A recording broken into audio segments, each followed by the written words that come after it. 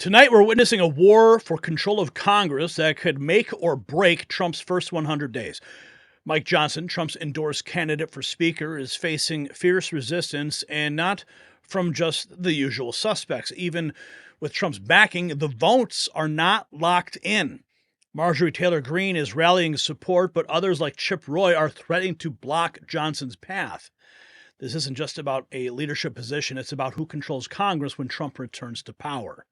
And while Congress battles over leadership, America's food supply faces its own crisis of authority. Just as we need unity in the House, we need unity in protecting our natural food chain. The collapse of bee populations threaten our very survival. It's a deep state's dream come true. That's why Patriot Bee Best is leading the charge to save America's bees and our food independence. For less than 17 cents a day, you can join the fight. Visit patriotbeebest.com and use code NEXTNEWS for 25% off your monthly subscription. Don't wait until our shelves are empty. Join the hive of patriots who are protecting America's future. Okay, let's get into this. An interesting set of news in this segment. Congressman Michael Cloud, he says that there are concerns that a delay in electing a speaker could lead to a brief delay in enacting President Trump's agenda. This is a legitimate concern that I share. The other option on the table is maintaining the status quo, which will undoubtedly fail Trump's agenda. I am working to help find a third option, which is structural changes that are needed in how the House operates in order to swiftly enact Trump's agenda, not interfere or delay it. We must ensure the House is structured to enact an America First agenda in a way that has permanence. Congressman Michael Cloud. Of course, Donald Trump endorsed Mike Johnson ahead of the speaker vote. And Steve Bannon, 7 hours ago, Trump ally Steve Bannon says Speaker Mike Johnson has to go. The minions under the MAGA circus tent spend more time fighting each other than actually governing. This is a quote from America's Bridge 21st Century. Let's hear what Steve Bannon is saying about Speaker Johnson. Then, hey, I'll take Johnson. He's got to go. He's got to go. And people are sitting there where President Trump supports him. Well, hey, President Trump supports him until he doesn't support him. President Trump supports him until he doesn't support him. If somebody's got to show some leadership here, then, hey, I'll take it. I'll take that one. In the Navy, you don't volunteer, but you got to do it. You got to do it. Somebody's got to do this. Chip Roy is threatening to obstruct Mike Johnson becoming Speaker. Paul Zappala says this is wrong. Johnson has been a disappointment, but Trump is right to endorse him. Republicans don't have a big enough majority to elect someone who's more MAGA. Look to the midterms. This is what he said on Fox. A number of my colleagues. Is Mr. Johnson going to have the support to keep his role as Speaker? What do you think? Well, good morning, Ashley, and Happy New Year to all the listeners and viewers out there. Same to you. Look, Victoria's a good friend, and Thomas is a good friend, and they raise reasonable concern. I remain undecided, as do a number of my colleagues, because we saw so many of the failures last year that we are concerned about that might limit or inhibit our ability to advance the president's agenda. I respect, like Thomas, that President Trump supports Mike.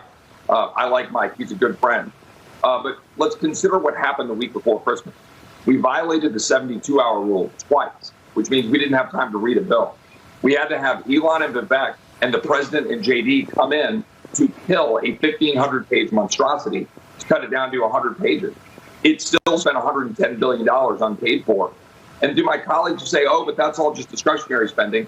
We also passed $200 billion that is taking money out of Social Security to transfer it, which will hasten the bankruptcy of Social Security by 6 months. That was all the week before Christmas, Ashley. That's a problem. That's not how we should do business. We racked up $300 billion of additional deficit spending after the election. We spent $1.7 trillion last year with more Democrat votes than Republican votes. We gave another $61 billion to Ukraine. My friend Victoria, she's from Ukraine.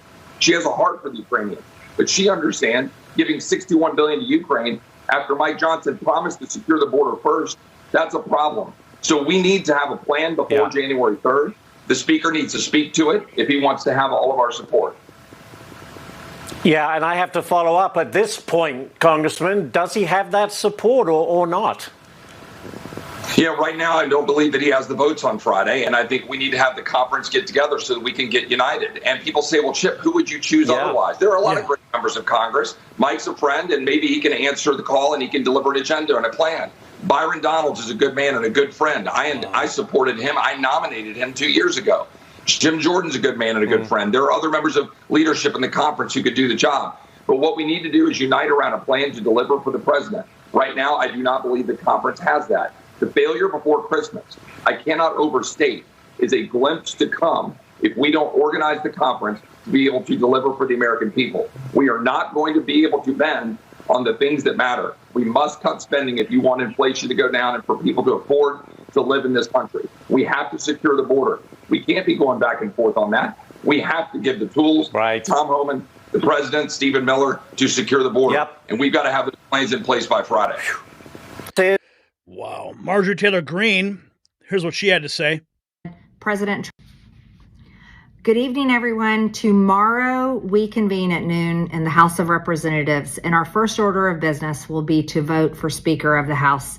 This is a historic vote, and it is the first order of business that we have to accomplish before we can even swear in as members of Congress.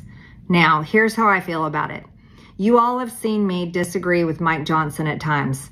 You've seen me fight against him at times. But you want to know something else? Here's what I recognize.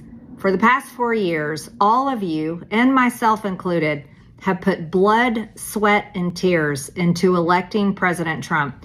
And when you want to talk about blood, President Trump himself actually was the one that shed blood after an assassin shot him in the face. Here's what I know.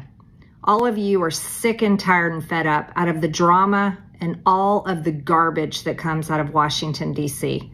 And after 2 terrorist attacks on our nation where innocent people were killed, and after 4 years of unbelievably horrific government policies, and now that we're in $36 trillion in debt, all of you at home, and myself included, are ready for the drama to end.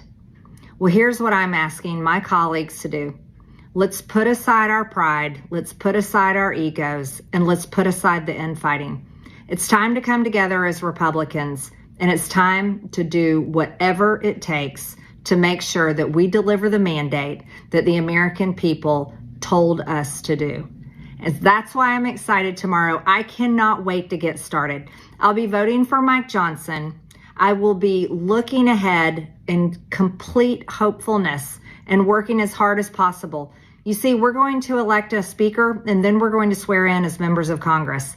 And then on Monday, we're going to certify the most historic election in our nation's history when we certify Donald John Trump's election as 47th President of the United States. We're going to spend a few weeks getting to work, working hard on preparing for his agenda. And then on January 20th, we're going to inaugurate Donald John Trump as the 47th President of the United States. Now, it's 18 long days until we get to that important day. And while all of us are praying and many of us are scared after what we've seen, and many of us are unsure if we'll be even able to get there and see President Trump go back in the White House, I'm going to tell you this. I'm giving it my all, and I can't wait to get started tomorrow. All right, we'll see you there. So there's Marjorie Taylor Greene's take on this whole thing. And we've also got this. Reports are circulating. This was 7 hours ago. Mike Johnson does not have the votes to remain House Speaker. They asked him why he's not getting the votes. He says, well, I think it's going to go well. Speaker Johnson, why are there still undecideds before this election, 1 day before the election? Why are there still undecideds? People are talking through process changes they want and those kinds of things, and I'm open to that, and I think tomorrow's going to go well. What's your message to the undecided, Mr. Speaker? I think tomorrow's going to go well. CPAC posting this 7 hours ago. Key vote alert. CPAC for Speaker of the House, U.S. Representative. CPAC urges a vote in support of Speaker Mike Johnson and will strongly consider scoring the vote on CPAC Foundation's 45th edition of the Ratings of Congress. Eric Darty posting this 6 hours ago. Mike Johnson has a 91% chance of being elected Speaker tomorrow, Polymarket, followed by Tom Elmer, Jim Jordan, Steve Scalise, Hakeem Jeffries, Byron Donalds, and Thomas Massey. And there's the question. Mike Johnson has a 91% on the betting markets. Here's what Trump had to say.